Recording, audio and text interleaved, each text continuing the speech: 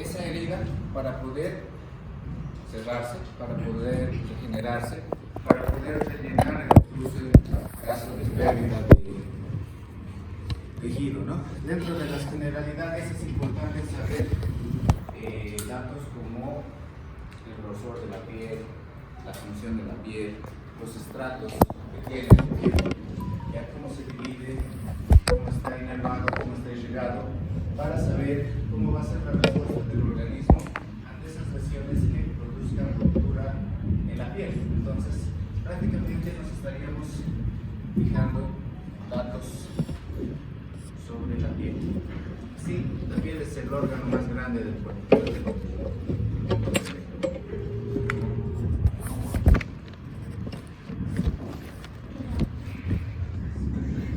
Entonces, dentro de sus principales funciones, protección frente a lesiones externas. Es el primer contacto contra los golpes, contusiones, quemaduras, abrasiones, lo que quieran.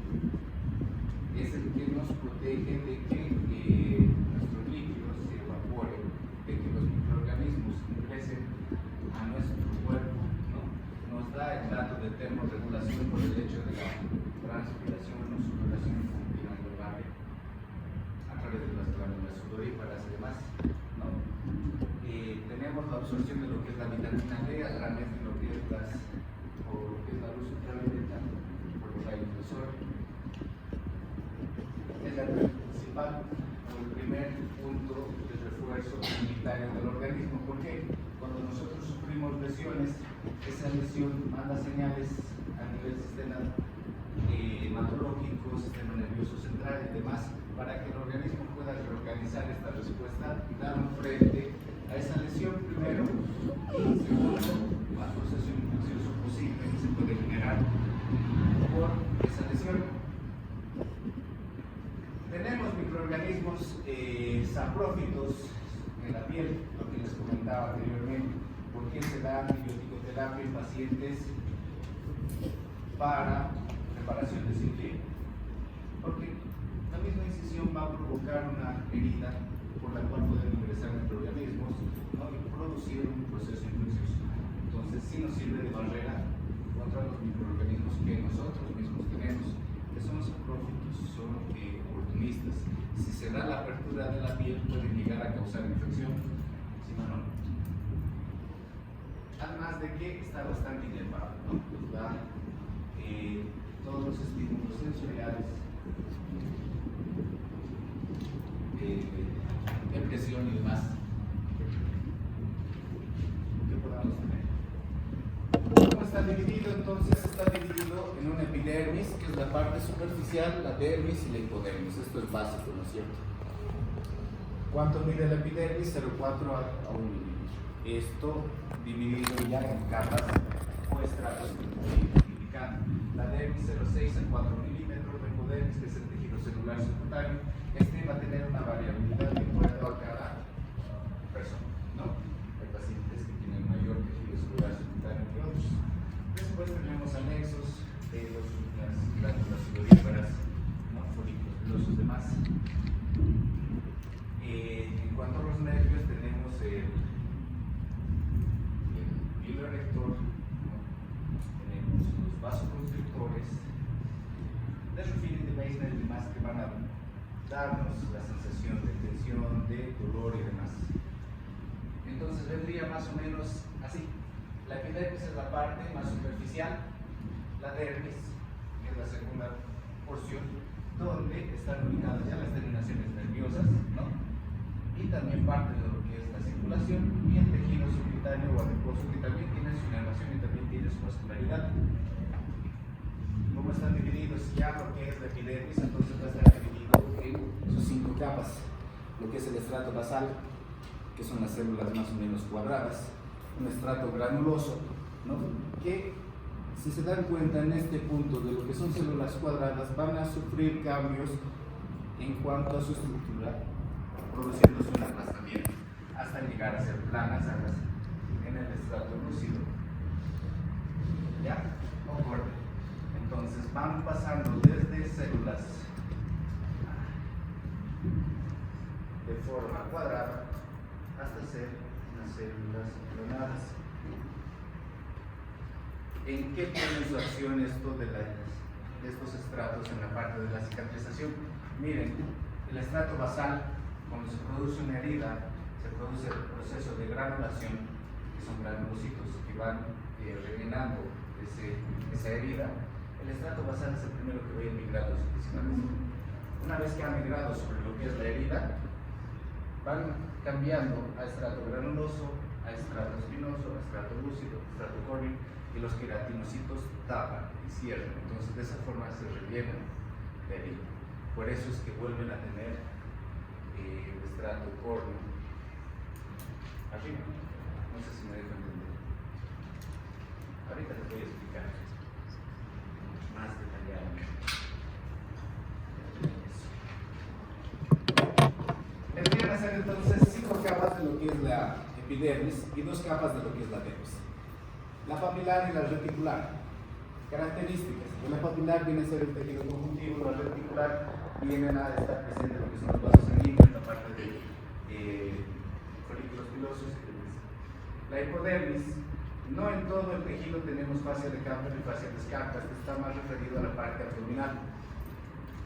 Ya, estas dos fascias son fascias delgadas, asemejantes a lo que es una aponeurosis, pero delgadas, ya, fascias de Kaplan y Scarpa.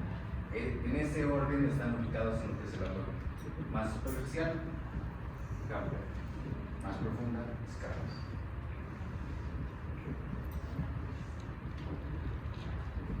Ahora, ¿qué tipos de heridas tenemos? Según el tipo de herida también se va a dar el proceso de cicatrización.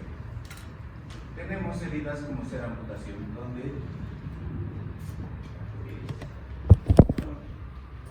donde tenemos amputación ya sea de segmentos parciales de extremidades, como en este caso dedos, manos, brazos, pies, qué sé yo, o segmentos de piel. Abulsión, si se dan cuenta, en este tipo de herida ha sido por una contusión que ha provocado un colgajo de piel. Este es el tipo de herida de abulsión. Lesión por aplastamiento, no hay donde perderse, son lesiones contusas con objetos rojos que van a producir deformidades en la piel, que pueden alterar lo que es la circulación y producir necrosis posteriormente de este tejido.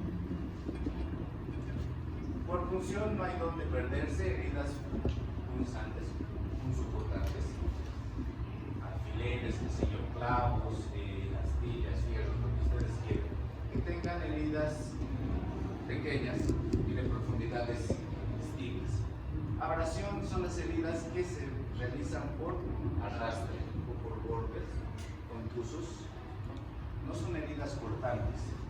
Y laceraciones, las laceraciones ya sí son heridas cortantes, punzocortantes, demás, con alteración del proceso de continuidad de lo que es la piel. La clasificación de las heridas tienen varios tipos de formas o varias formas de clasificarse en realidad, dentro las cuales ya están las que habíamos hablado, según sus criterios. Por el aspecto, las contusas, pues ya hemos visto, ¿no? Esta de la uña, ¿qué tipo de herida creen que puede ser? ¿Qué?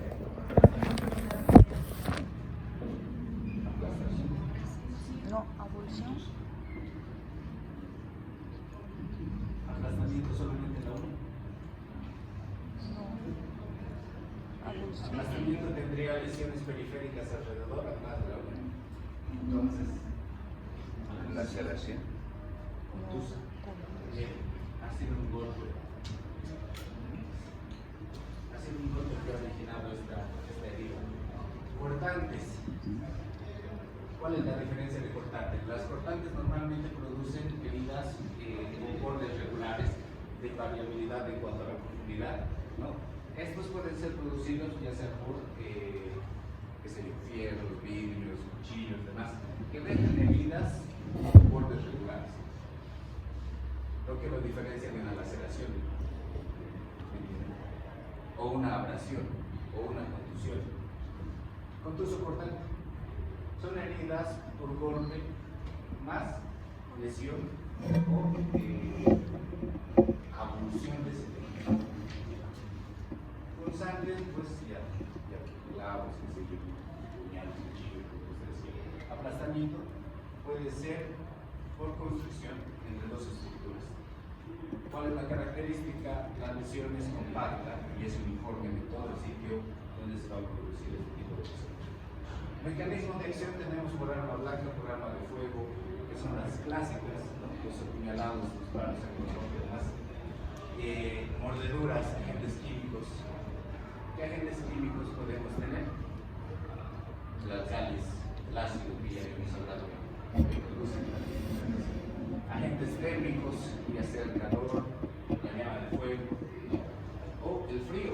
El frío puede producir presiones, puede producir quemaduras. Cierto. Según el compromiso de otros tejidos, pueden dividirse en simples o complicadas. ¿Cuándo es complicada? ¿Cuándo es simple? Simple hace referencia a una herida contuso, cortante o contusa, o solamente cortante con sangre, o abrasiva, que no llega al músculo, que no lesiona la aponeurosis muscular, que no tiene compromiso muscular. Es decir, una herida limitada a la parte de lo que es de poder. Pérdida de sustancia. ¿Qué creen que puede ser? Pérdida de sustancia hace referencia al hecho de que la lesión producida con pérdida de solución de continuidad ha desgarrado un pedazo del tejido y se ha perdido. Es decir, cuando llega el paciente tiene falta de tejido para poder hacer la sutura, para poder hacer el procedimiento. ¿Qué tipo de herida es esta?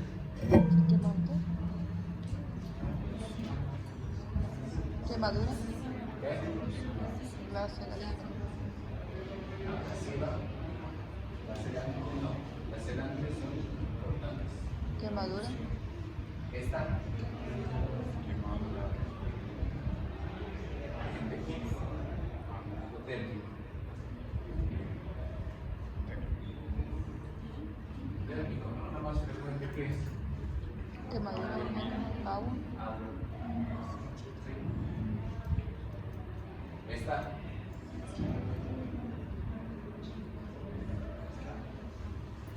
¿Dentro de cuál clasificación ingresaría?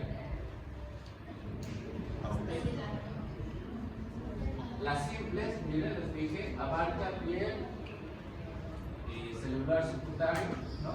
Se limita ahí, no llega a estructuras más profundas, no llega a aponeurosis, no llega a músculo, no llega a glándulas. Y en este punto, ¿cuál sería? Pérdida de sustancia, ¿qué más?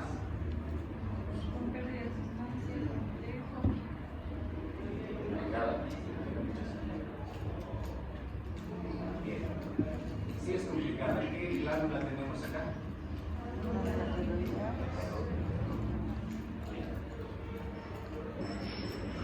¿Qué más? ¿Qué más? ¿Qué clasificación más tendría esta herida? ¿Se notan los bordes? No. Miren esta retracción de la piel. ¿Cómo cerramos ahora esto? ¿Con injertos? Puede ser un colgado. ¿De dónde? Esto llegaría hasta aquí, tienes un pedazo todavía. Entonces ha sido con pérdida de sustancia. ¿Cómo se soluciona esto? En primera instancia tienes que hacer la reparación de todo el segmento posible, y si tiene una pérdida de sustancia, entonces tratar de cubrir mediante apósitos. Puedes colocar lo que son apósitos hidrocoloides y posteriormente hacer por rotación del colgado, dependiendo la cantidad de tejido que sea. Y esa de ahí, ¿qué tipo de clasificación tendría?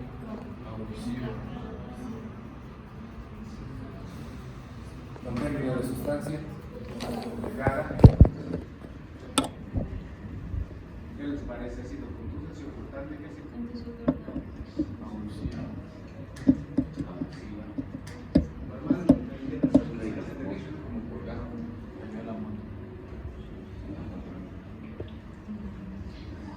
Esa. ¿Qué es esto de aquí?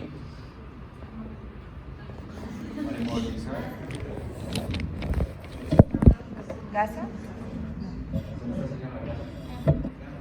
No, gasas.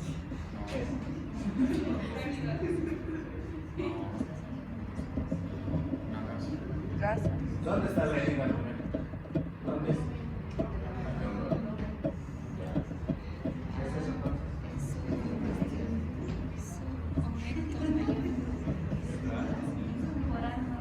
¿Grasa? El fibrón, ¿no? ¿Recuerdan del fibrón, no? ¿Qué es el fibrón? Lo que recurre a los intestinos. Los que están Es un tejido graso que está envuelto dentro de lo que es el peritoneo parietal visceral, ¿no es cierto? En forma de delantal que va desde el ángulo mayor del estómago, de ese miembro. Tiene su doblez y vuelve al torno, ¿no? Mecanismo de defensa intraabdominal. Se ha producido el golpe, la herida, aumento de presión intraabdominal al respirar, salida del fibrón, ¿no? Tipo de herida, un soportante, simple, completo. Complejo.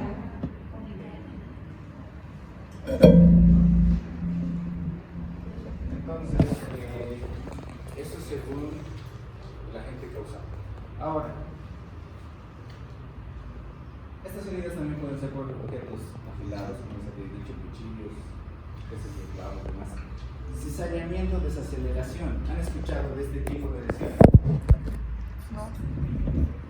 Cuando se colocan mal el cinturón de seguridad, o aún a pesar de haberse colocado bien y el golpe ha sido muy intenso, ese mismo cinturón de seguridad puede hacer lesiones por la ¿no? En el sitio. ¿Qué importancia tiene?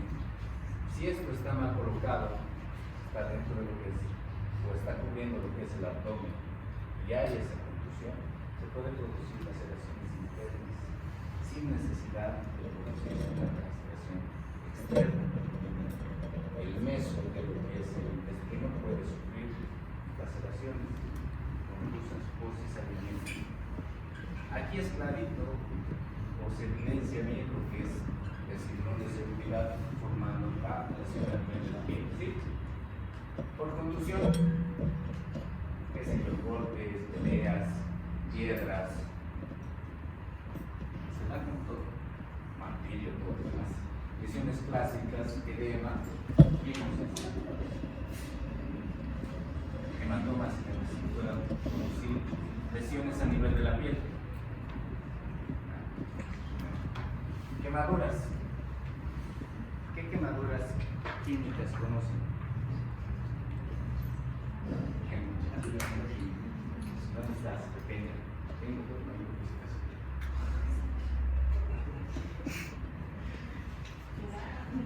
químicas. Pequeña.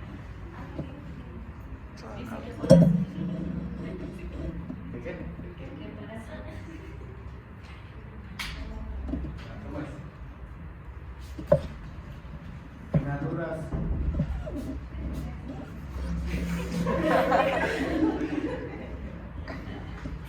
Quemaduras eléctricas.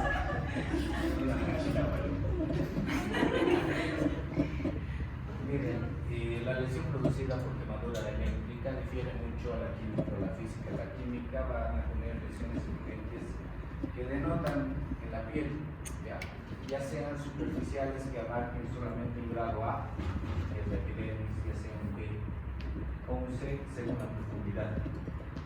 La quemadura eléctrica no produce mucha lesión a nivel superficial, pero conduce a través del músculo, ¿no? A través del tejido graso, a través de los mismos electrolitos que habíamos comentado, que tienen carga eléctrica, que es el líquido extracelular, ¿no? Pueden conducir hacia otros órganos, hacia otras regiones y lesionar distintas partes del cuerpo. Es decir, ingresa por un dedo y es donde me duele. Ingresa por un dedo y sale por el otro. ¿Cómo se casa por el otro dedo? Se produce una lesión sin contacto con el intestino. Pierde la uña, hay un punto de quemadura y demás.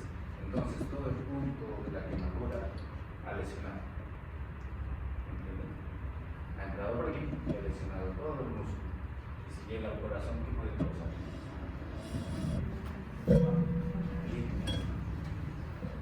Muerte. Son distintas lesiones. Entonces, ahí la importancia de saber reconocer el tipo de lesión que están observando. Mordeduras. Animales o humanos. ¿Han visto de humanos?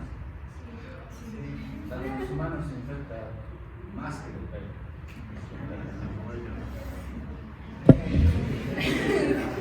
Eso por la cantidad de bacterias que tienen dentro de la boca. Sabía. Cuando se estén dando besitos con los chicos, están llenos de bacterias. ¿Ya? Dentro de los más conocidos, ¿cuáles son? Gato, perro, zorro, mono, ¿no? Entonces, tienen que ver esto de la importancia de las mordeduras por el hecho de la rabia también. ¿La rata transmite rabia? Sí. ¿Por qué no? ¿Por qué no qué? No. ¿Por qué? La rata. Rata, ratón. El murciélago sí. Pero no. ¿Por qué? No transmite. ¿Por qué?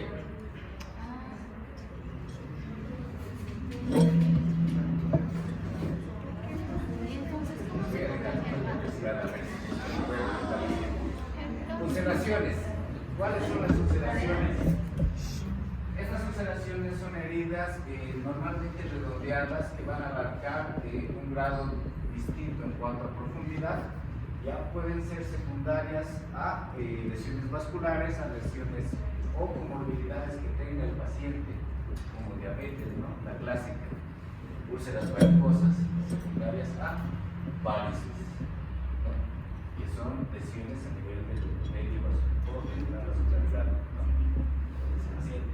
Pueden dividirse en crónicas y agudas, esto dependiendo del tiempo de duración de esta lesión, de esta ulceración. Hay úlceras de decúbito también. ¿Han escuchado de estas? Las úlceras que se producen por presión, exactamente. Por estar apoyado en puntos óseos por bastante tiempo. Esto en pacientes postrados, ¿no? ¿Qué puntos óseos pueden suceder? Escápulas, sacro. ¿Qué es este hueso de la cadera? ¿Qué? ¿Qué?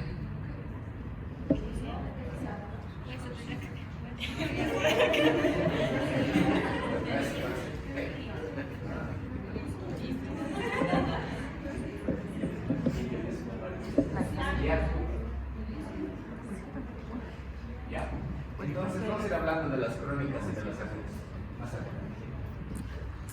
¿Cómo se dividen según el grado de contaminación? Y esto es de técnica quirúrgica. ¿Cómo se divide una herida según el grado de contaminación? Limpias. Limpias, sucias. ¿No? Contaminadas.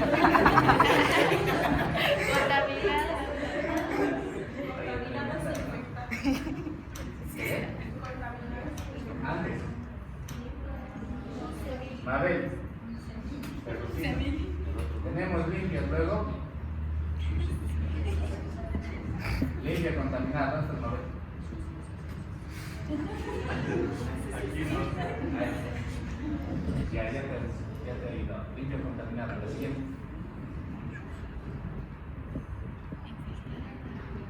¿Dónde está? Aquí no tengo. Nadie fui nada. Sí, no. La charla. ¿Qué libro han leído? El libro del doctor. La del doctor. Su libro. El libro del doctor. Veterinaria. Ay. Tenemos la limpia contaminada y la sucia. Limpia. Son aquellas heridas que se producen bajo aspectos de esterilidad. ¿Cómo qué?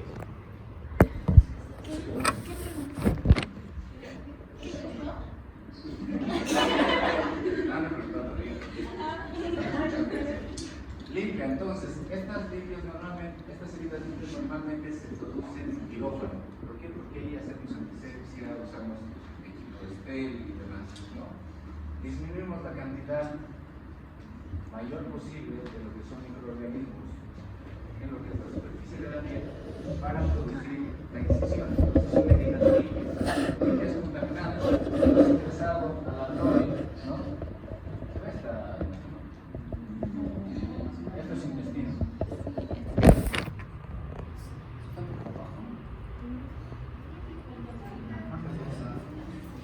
Ajá, niña, disminuye el tamaño de esto. Y persona en el blanco para hablar de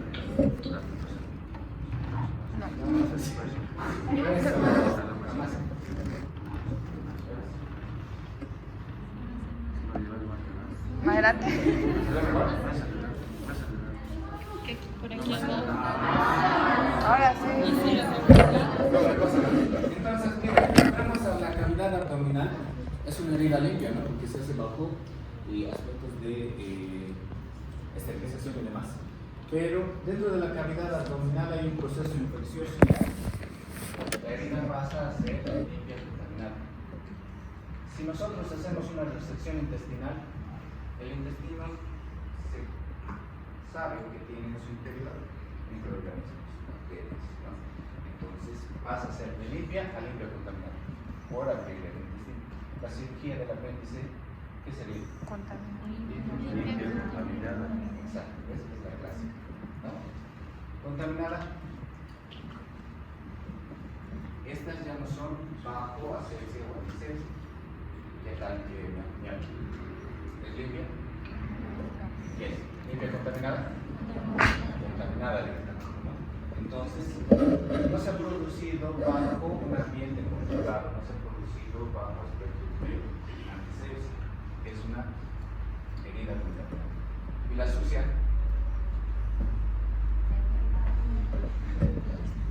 Infectada. ¿Quedas?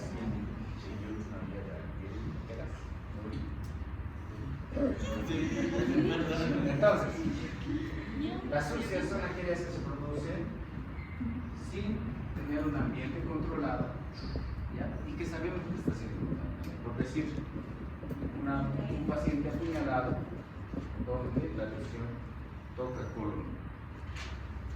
Colon es la parte del intestino con mayor cantidad de bacterias y microorganismos de la parte de las intestinas. Entonces, es una sucia. ¿Por qué? De inicio no es una herida controlada, ¿ya? Y se está contaminando por la presencia de heces y de microorganismos. Es una sucia. Herida sucia.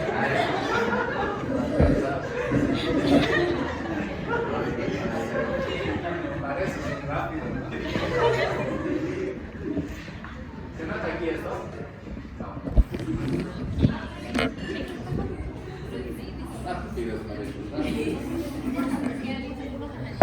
Es pus. Entonces, nosotros tenemos una herida limpia, abrimos el abdomen y nos encontramos con pus. ¿Qué tipo de herida es? Contaminada. Limpia, contaminada. Ha sido por una cirugía, bajo un ambiente controlado, bajo antisepsia. Entonces ha sido limpia de inicio y al encontrar pus, se contamina, no ha sido limpia de inicio. Esa es la parte que quiero que me entiendan. Limpia es normalmente en quirófano. Limpia contaminada, hemos tenido apertura de intestino o contacto con pus. Contaminada, caso que pueden tener en cuanto a heridas en la calle, que se en su casa, heridas que no están bajo control. ¿Y sucias?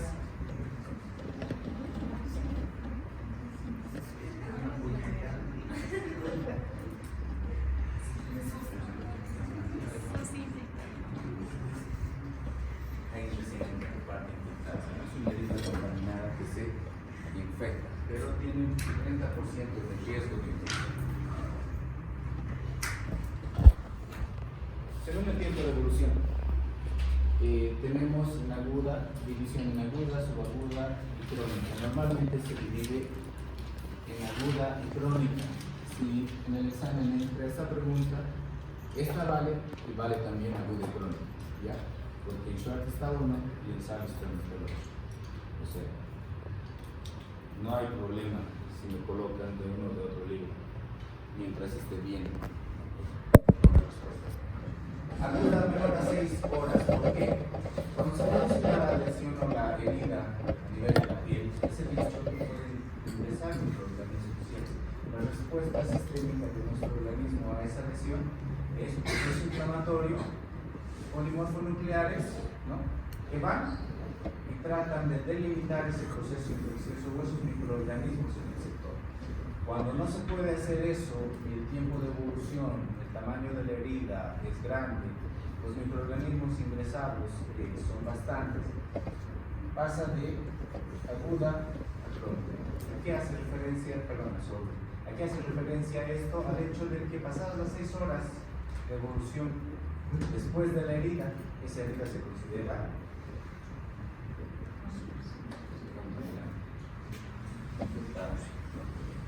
no suicida. Igual, ¿cómo se puede producir? Mediante todos los tipos de heridas que ya habíamos hablado: punzantes, abrasivas, entonces, la subaguda no se toma mucho en cuenta, si está en examen, si lo leen ahí. La crónica, mayor a 5 días. Son heridas que no se han tratado de forma adecuada. Por decir, el paciente sufre una cortadura a nivel del antebrazo, ¿no? Simplemente lava con agua, es una cortadura grande, importante, necesita de puntos de afrontación para poder cicatrizar. Y al no obtener esa afrontación de sus bordes, esta herida va a tardar mucho más tiempo en secarse. La granulación empieza desde el fondo hacia la parte superficial para poder rellenar esa herida, ¿sí? Pero al ser grande, el organismo o el cuerpo humano toma mucho más tiempo de poder cerrar o cicatrizar esa herida. Y llega a tornarse crónica. ¿Infectado? ¿No? ¿Sí? Mayor a 6 horas se considera infectado. ¿En qué tipo de heridas? Según el grado de contaminación.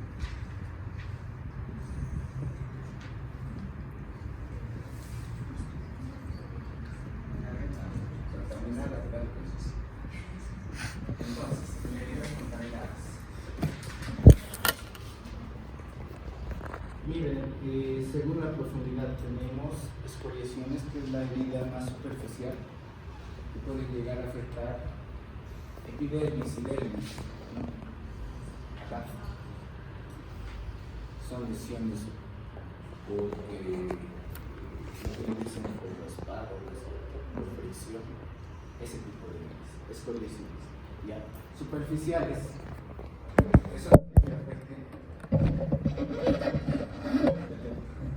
solamente afecten epidermis y dermis, ¿no? Las profundas que pueden abarcar hasta llegar a músculo, ¿no? El límite es el músculo. Penetrantes, ¿cuándo se dicen penetrantes? Cuando ingresan a cavidad. Esa de allá. ¿A qué cavidad estaría ingresando? Cavidad. Torácico. El pulmón es un órgano, ¿no? Torácico. Cavidad torácica, más específico. Pleural, eso es pleural. Pero al ser central,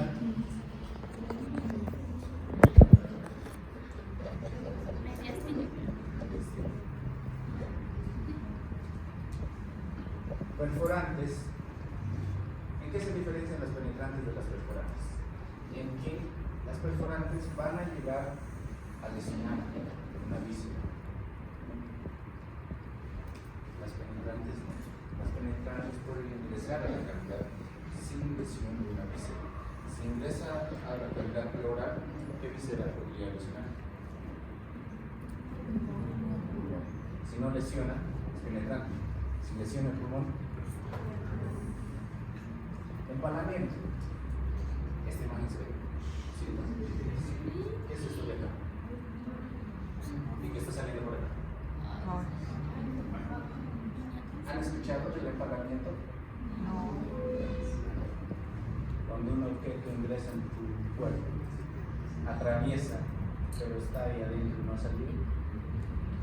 Y es un objeto no cortante, no es un cuchillo, porque eso sería lesión penetrante o perforante, de acuerdo a la lesión. Pero el empalamiento por un objeto no cortante que permanece dentro de tu organismo, en este caso es como un tubo. Hay empalamiento por cuerno de todo. Se quedan, ¿no es cierto? A veces, bueno. ¿Han visto o no han visto? ¿Han visto empalamiento?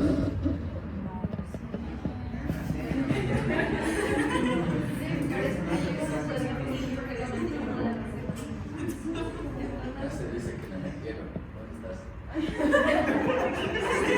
Ah. Tiene que.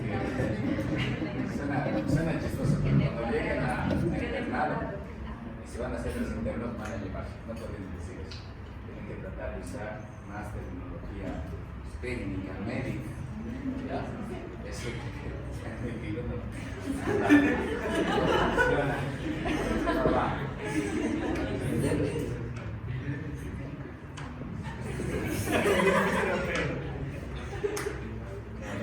Entonces, miren, puede haber empalamiento en distintas regiones del organismo. En este caso está entrando por región que ¿El cervico? No, inguinal. es este Inguinal. y está saliendo por Abdominal. abdomen. ¿Se imaginan? Entonces, ¿se imaginan qué órganos puede haber lesionado al ingresar? ¿Qué órganos están lesionados ahí? Estómago, intestino. No, pasos más arriba. Intestinos. El órgano que mayormente se lesiona por apuñalamientos o empalamientos de inicio es el intestino delgado. Luego está el colon, luego órganos ya macizos, ¿no? Dependiendo hacia dónde se está dirigiendo, no sé la forma que tiene la región posterior este tubo, puede llegar hasta el retroperitoneo, lesionar el riñón, lesionar más arriba, lesionar el vaso, ¿no? Múltiples lesiones intraabdominales que pueden producirse por la profundidad que tiene este tipo de lesión del empalamiento. Ahora, eso en cuanto a las heridas. Y ahora cómo sanan esas heridas. Tienen 3 pasos: inflamatoria, proliferativa, de maturación o remodelación, que ahorita vamos a ir describiendo. ¿Cómo se produce? Inflamatoria. ¿Recuerdan dentro de lo que es la respuesta inflamatoria sistémica del anterior tema? Lo primero que sucede cuando se da una lesión o un trauma, ¿qué es? Inflamación. ¿Por qué? ¿Qué es el edema? Extravasación del plasma. Con esa extravasación se produce una permeabilidad aumentada de lo que son los vasos. ¿Qué pasa? Migración celular. Esa migración celular en lo que es la respuesta inflamatoria sistémica, ¿cuál es la primera célula que ataca? ¿Qué sale? ¿Cuál era? No sé, no creo que es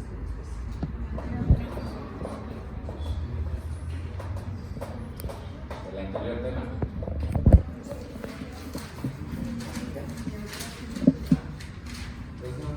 Entonces, ¿qué sucede en esta etapa? Varía hasta las 36 horas. Pasadas las 6 horas ya no es agudo. Pasadas las 6 horas se considera intratable. Se produce un proceso de inflamación. Lo que hace nuestro organismo dentro de esta respuesta inflamatoria a este trauma o lo que es la cicatrización en sí, tenemos un punto de sangrado, ¿no? Porque esta herida lesiona piel, vasos, nervios, qué sé yo, la solución de continuidad según la profundidad. Se produce una hemostasia. ¿Mediante qué? Migración plaquetaria. Las plaquetas en el proceso de cicatrización, no en la respuesta al trauma, son las primeras en salir a producir el tapón plaquetario en ese sitio de sangrado. ¿Se entiende? Se permeabiliza entonces el vaso sanguíneo y dentro del proceso de cicatrización las plaquetas son las primeras que van a salir a tratar de contener o delimitar ese sangrado, hemostasia. Llegan al punto, estimulan lo que es la cascada de coagulación, que habíamos hablado también en la clase del programa. ¿Sí? ¿No? Aquí ya se está complicando un poquito la vida. Y dentro de esa cascada de coagulación se produce también secundariamente vasoconstricción. ¿Para qué? La vasoconstricción se produce para que el sangrado no continúe. Entonces el vaso produce una contracción, se forma el tapón plaquetario, cascada de coagulación y se da una hemostasia. El sitio de la herida que se ha producido deja de sangrar. Les decía en la anterior clase, llegan con un escalpo tremendo de este a oeste, llegan vivos y sin sangrado ya al hospital. ¿Por qué? Por justamente esta reacción que tienen dentro del proceso de cicatrización y dentro de la respuesta metabólica al trauma. O sea, todo va conjunto si se dan cuenta. ¿Sí? Esta hemostasia entonces delimita ese sangrado, lo limita ahí. El proceso inflamatorio continúa con migración celular. La respuesta metabólica, les decía, los neutrófilos. Después de los neutrófilos vienen los linfocitos T, los TCD4, los TCD8, natural killer, recuerden.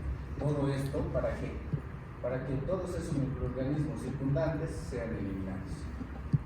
Pónganse el caso. Ahora estamos hablando de una herida limpia, en quirófano. No hay microorganismos. Entonces, ¿qué hace el organismo? Sigue mandando linfocitos. El neutrófilo, les dije, va, marca y se da mayor permeabilidad y migración celular para atacar este microorganismo. Pero si no hay nada que marcar, si no hay microorganismos, ¿cuál es el siguiente paso que hace el organismo? Cicatrización. Si no hay un proceso infeccioso, el organismo trata de cicatrizar, ¿no? Entonces, se da hemostasia, inflamación y ingresas a la etapa proliferativa de proliferación. ¿Qué hay acá? En esta etapa proliferativa, lo que han hecho los linfocitos es limpiar toda la parte del tejido de microorganismos existentes. ¿Sí? Una vez que se ha producido esa eliminación, empiezan a migrar fibroblastos hacia la herida. Ya, para empezar el tejido de granulación. Entonces siempre cicatriza de adentro hacia afuera. Migran estos fibroblastos que hacen la síntesis de colágeno tipo 1 y tipo 3, que son los más importantes para lo que es el proceso de cicatrización. Ya se desencadena la migración mesenquimal, la angiogénesis, para poder ir granular desde el tejido. ¿A qué hace referencia? Se está formando o están migrando lo que son los fibroblastos en este punto, más lo que es el tejido mesenquimal, y se empiezan a formar neovasos. Si han visto una herida, ¿no? Ustedes la vuelven a abrir, sangra, ¿no? ¿O no sangra? ¿Por qué vuelve a sangrar esa herida? Es angiogénesis, esos vasos neoformados. Si cortas sobre una herida que ya está cicatrizando, los vasos neoformados, que es la angiogénesis, producen ese sangrado. Es decir, el vaso sanguíneo, que es este de acá, empieza a formar pequeños vasos sanguíneos nuevos hacia la herida para darle perfusión sanguínea. De esta forma, aumentar la migración celular a este punto, darle irrigación suficiente para la proliferación de los fibroblastos, ¿no? Que vayan secando este tejido. Y acá, una vez que se han formado los fibroblastos, se ha dado la síntesis de colágeno, viene la membrana basal. ¿Recuerdan de la epidermis? La capa basal, la capa celular cuadrada, ¿sí? La primera capa de la epidermis, y empieza sobre la parte de los fibroblastos, empieza a colonizar. Una vez que haya colonizado ese tejido, empieza a subdividirse, o especializarse dentro de los estratos de la epidermis, hasta llegar al estrato córneo y se queratiniza. ¿Qué tipo de tejido es la piel? ¿Qué tipo celular? ¿Qué? ¿Epidelio qué? Eso, plano. Eso. Exacto. Entonces, ¿entienden esa parte? Maduración. Se ha llegado a cerrar toda esta parte de ese tejido. ¿Sí? Se aumenta lo que es la síntesis de colágeno. Miren, tenemos en cuanto a colágeno 18 tipos. Hay 18 tipos de colágeno. Los más importantes para lo que es la cicatrización es el dicho 1 y 3. Hace efecto también lo que es el colágeno 5. ¿Ya? Pero el 1 y 3 son los más importantes. Cuando se ha dado esta síntesis de colágeno, esta migración de fibroblastos, también migran lo que son los miofibroblastos. ¿A qué hace referencia esto? Mio, músculo adherido a la parte del tejido fibroso, y se produce esta contracción. Si digamos esta herida de acá no hubiera sido afrontada con puntos, lo que hacen los miofibroblastos es contraerse, ¿sí? Y tratar de disminuir el tamaño de la herida. ¿Han visto alguna vez cicatrices como que se han contraído, pequeñas, tróficas, demás? Ese es el proceso de contracción de los miofibroblastos que produce esa contracción de la cicatriz. ¿Sí? Y remodelado. ¿El remodelado en qué afecta? ¿A qué hace referencia? Nosotros tenemos la migración celular, ya sea del estrato basal, de los fibroblastos, ¿no? Que van a ir rellenando toda esta herida, pero pueden llegar a crecer más allá. ¿Qué les delimita? El proceso de remodelado. Entonces, dentro del proceso de remodelado, llega hasta un punto en que ha cerrado la herida, se ha producido la contracción por el miofibroblasto, la herida ha disminuido de tamaño y entran los polimorfonucleares, macrófagos. Empiezan a eliminar todas aquellas células muertas, todo aquel tejido que se encuentra por demás dentro del proceso de cicatrización. ¿Entienden? ¿Sí? ¿Sí? No.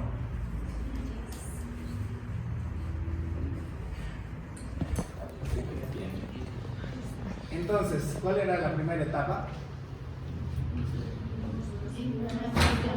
¿O la primera fase? ¿La qué? Inflamatoria. ¿Sí? Dentro de la inflamatoria, entonces, ¿qué tenemos? Hemostasia.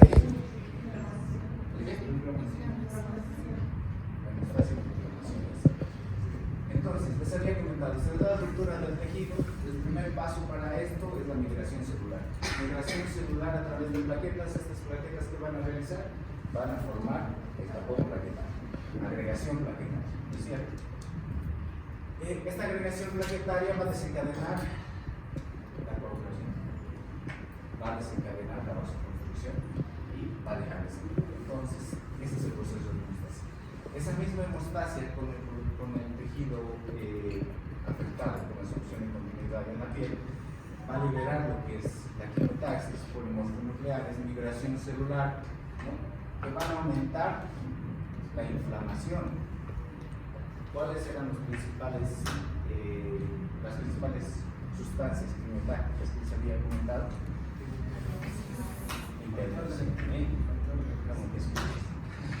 Interleucina, prostaglandina, Factor de necrosis. factor de necrosis tumoral, Interferón. ¿qué?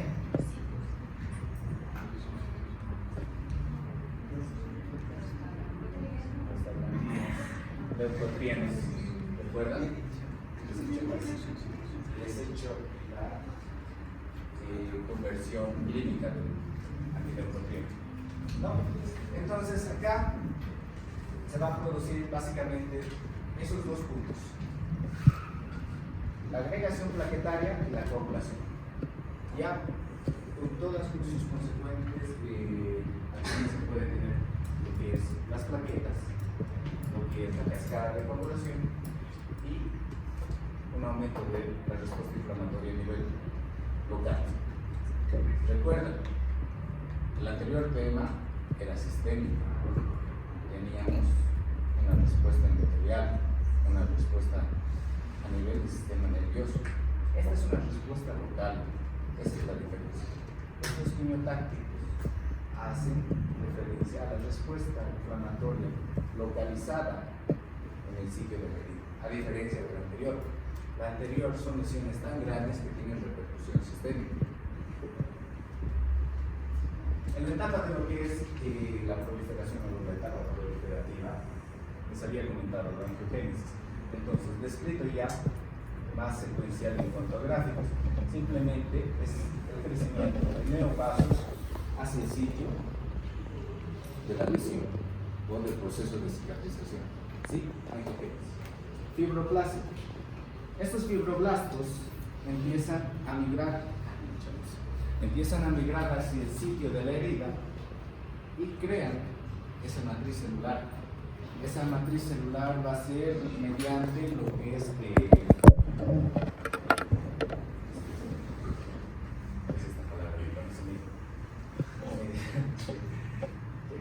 ¿qué hace colágeno? ¿Cómo era el colágeno? Síntesis, mediante la síntesis de colágeno, fibronectina y demás. Entonces, esta matriz celular va a estar formada por todo esto. Va a haber migración de fibroblastos sobre esta matriz celular que van a empezar a rellenar este tejido, ¿no? Y granular. Van a formar ese tejido de granulación. No sé si han visto alguna vez una herida en el proceso de cicatrización secundaria. El tejido interno es blanquecino y va aumentando de lo profundo hacia lo superficial. En cicatrización secundaria.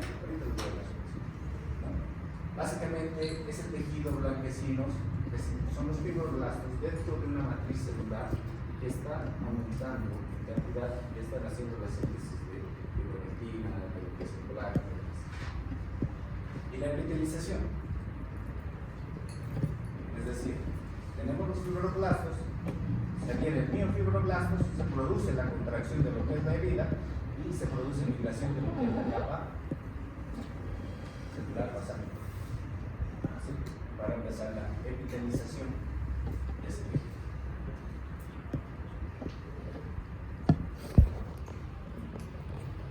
Esta es la parte importante. Dentro de lo que es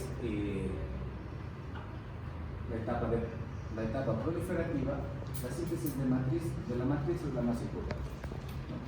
Ahí es donde los fibroblastos hacen la síntesis de este colágeno, de esta fibra.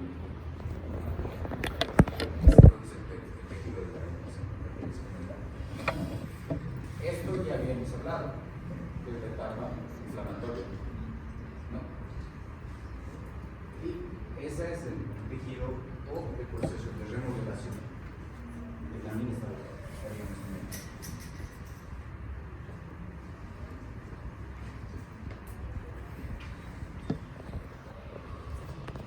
Miren, la remodelación tiene su etapa que es también la maduración. Dentro de esta remodelación les había comentado que se da la epitelización, la contracción de la cicatriz y la neoformación de tejido, ya sea vascular o de epitelio. pero no llegan a compartir las mismas características que un tejido no lesionado. ¿En qué aspecto? Esto de acá es tejido granuloso, o de granulación, perdón, formado por fibroblastos. Los fibroblastos son distintos a lo que es el tejido normal del dermis y de lo que es la epidermis, ¿sí? Por eso notan la cicatriz posterior a una herida. No es lo mismo, y no llegan a tener folículos. Es muy raro que una cicatriz tenga folículos pilosos. ¿Se han dado cuenta? ¿No?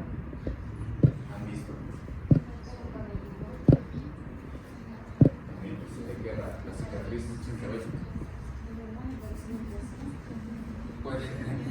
Puede suceder, pero no es normal. Lo que normalmente, y eso han debido ver en los premilitares, queda la cicatriz y en el sitio de la cicatriz ya no vuelve a crecer el cabello. Es lo que sucede en este proceso.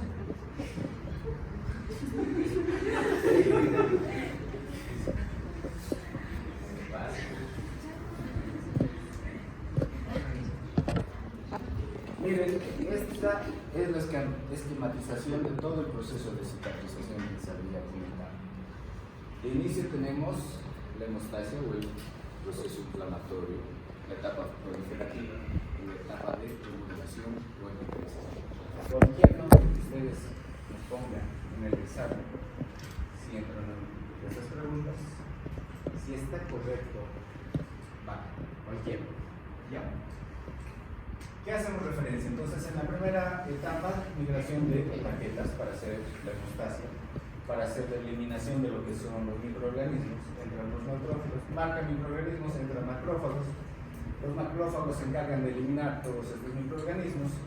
Ya no hay tejido infectado, ya no hay microorganismos, se inicia el proceso en sí de lo que es la proliferación endotelial con células endoteliales que son la angiogénesis que les había mencionado, ¿no? Se produce la migración de fibroblastos, tejido de granulación, síntesis de colágeno, fibronectina, miofibroblastos, hacen la contracción de la herida, disminuye el tamaño, se produce la cicatriz y empieza la proliferación de la capa basal del epidermis. Esta va evolucionando hasta llegar a la córnea, hasta el estrato córneo, estrato córneo. Hay que hacerles bien específico. Cuidado que después me coloquen algo raro. Se empieza a queratinizar y se ha dado el proceso de cicatrización en una diapositiva.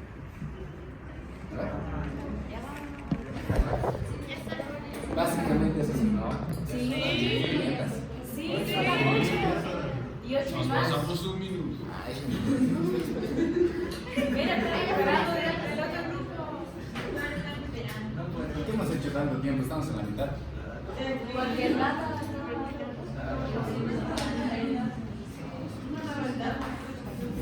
3 diapositivas. Vamos a volar. Es que creo que muy lento les explico. Mucho repito. Pero Más rápido.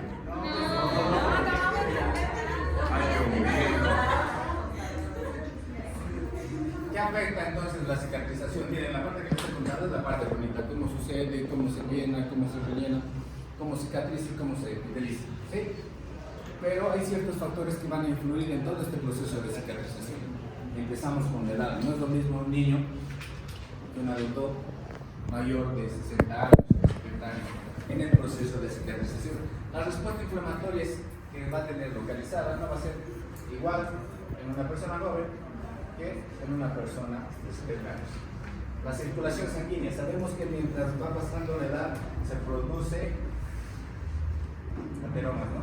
Endurecimiento de lo que es las arterias en personas adultas, que produce disminución de la circulación, varices, retención o estancamiento, se podría decir, un enlentecimiento de lo que es el retorno venoso, que va a alterar también lo que es el proceso de cicatrización. La nutrición es muy importante. pacientes desnutridos, pacientes obesos, no va a ser la misma reacción que van a tener en cuanto al proceso de cicatrización que una persona adecuadamente nutrida. El que esté obeso no significa que esté bien nutrido. Enfermedades de base. Sabemos que por las genopatías, enfermedades inmunológicas, la diabetes, enfermedades cardiovasculares van a producir alteraciones en lo que es la cicatrización. Porque tienen distintos tipos de alteraciones. La diabetes produce disminución de lo que es la respuesta inflamatoria, disminución de lo que es la respuesta inmune. ¿En qué afecta? En la primera etapa, en la inflamatoria, no se da de forma adecuada, no se produce un proceso inflamatorio adecuado. Las células no llegan a migrar hacia la herida, no se produce esa eliminación de todos esos microorganismos. Mayor tendencia a qué? A infecciones. ¿Se entiende? La diabetes está afectando de eso. Ahora, enfermedades inmunológicas, enfermedades que los pacientes van a requerir de fármacos, como son corticoides. Los corticoides disminuyen la inmunidad, modulan la respuesta inflamatoria. La primera etapa de lo que es el proceso de cicatrización se ve afectada a esta velocidad, porque no acaba. Medicamentos, les había dicho, corticoides, entonces disminuyen. La povidona, si nosotros hacemos antisepsia o limpieza de una herida que ya no está infectada, pero que sí se hace curaciones, con povidona o con agua oxigenada, producimos lesión celular del tejido granuloso. Esos fibroblastos que están tratando de rellenar esta herida se van a ver afectadas. ¿Por qué? Porque el yodo tiene un metabolito que actúa durante 6 horas y lesiona ese tejido. El agua oxigenada produce vasoconstricción y lesión por abrasión localizada, es decir, que vamos a afectar las cicatrizaciones. Falta de zinc, vitamina C y arginina. De igual forma, la vitamina C es muy importante como modulador de la membrana plasmática a nivel celular y a nivel inmunológico. Aumenta lo que es la respuesta inmune, al igual que el zinc y la arginina. Ahí no. ¿Qué vamos a hacer? El siguiente vas a tener que avanzar 2 veces.